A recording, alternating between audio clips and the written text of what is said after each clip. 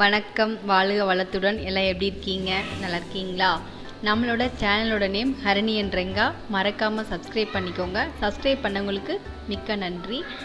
இது வந்துட்டு எங்களோட பயிறுக்குழி நாங்கள் எப்படி சொல்லுவோம் அப்படின்னா, எங்கள் ஏரியா பக்கத்து பயிறுக்குழின்னு தான் சொல்லுவோம். அதில் வந்துட்டு அவரைக்காய் அந்த மாதிரி எல்லாம் போடுவோம். இது வந்துட்டு எங்களோட வீட்டுக்கு பின்னாடி குட்டி தோப்பு. இது நெல்லிக்காய் மரம், மல்லிகை செடி, இது வந்து செவ்வழனி தென்னை மரம், மாதுளை மரம், அது மாதிரி கனகாம்பரம் செடி. எங்கள் அம்மா நிறைய செடிகள்லாம் வச்சுருப்பாங்க.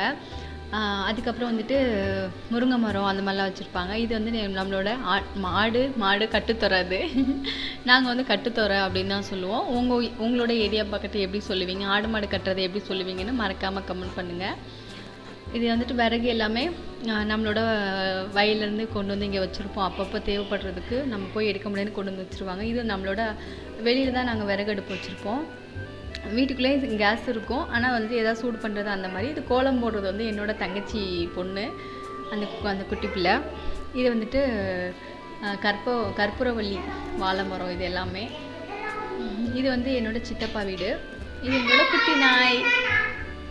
இது எங்களோட சித்தப்பா வீடு. எங்கள் சித்தப்பா வந்துட்டு புதுக்கோட்டையில் இருக்காங்க. இவங்க வந்துட்டு என்னோட பெரியப்பா வீடு. இவங்க வந்து ஸ்ரீரங்கத்தில் இருக்காங்க. இந்த க்ரீன் கலர் வீடு தான் நான் பிறந்து வளர்ந்த வீடு. ரொம்ப சந்தோஷமாக இருக்குங்க, மகிழ்ச்சியாக இருக்கும், மனசுக்கு அவ்வளோ நிறைவாக இருக்கும். இது வந்து இவங்க வந்து என்னோடய அப்பாயி. இது செம்பருத்தி செடி. இந்த செம்பருத்தி பூச்சி பார்த்தீங்கன்னா இது சின்ன சின்ன ஹோல் இருக்கும். நல்லாயிருக்கும், இந்த பூ பார்க்குறதுக்கு அழகாக இருக்கும். அது பூமி பார்த்து தான் இருக்கும், அது நல்லாயிருக்கும். நான் வந்துட்டு இது என்னோடய ஸ்கூட்டர். இந்த பாருங்கள், இது என்னோடய ஸ்கூட்டர். நான் கையில் வச்சுருக்க பையன் வந்து தேன்மொழியோட பையன், கவின் அவன் பேர். அது கடைக்காக தக்காளி சட்னி வதக்கிட்டு இருக்காங்க. நாங்கள் வெளியில் வந்துட்டு இது மாதிரி சோறு குழம்பு இதெல்லாம் வெளியில் தான் செய்வோம். சூடு பண்ணுறது, டீ போடுறது அதுனா மட்டும்தான் கேஸ் அடுப்பில் செஞ்சுப்போம். இது வந்து கோழி குஞ்சு. எங்கள் அம்மா வந்து எப்பவுமே 3 கோழி 4 கோழி எப்போவுமே அடை வச்சுட்டே இருப்பாங்க. இது எங்களோட பயிர்க்குழி சொல்லியிருக்கேல்ல.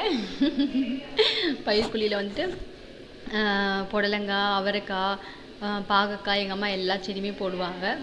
ரொம்ப சந்தோஷமாக இருக்குங்க எங்கள் அம்மா வீட்டுக்கு போனால். மிக்க நன்றி. வாழ்க வள